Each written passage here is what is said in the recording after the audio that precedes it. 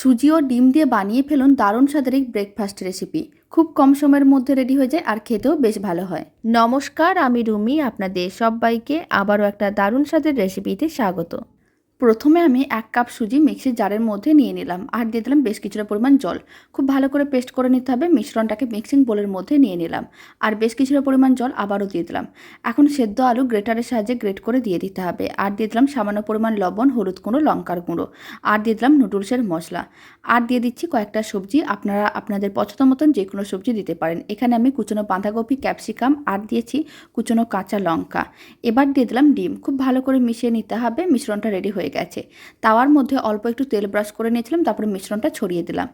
এবার উল্টে পাল্টে দুদিকই ভেজে নিতে হবে। তারপরে মাঝখানে এইভাবে অল্প একটু টমেটো কেচাপ ছড়িয়ে দিলাম আর দিয়ে দিলাম মিয়োনিজ।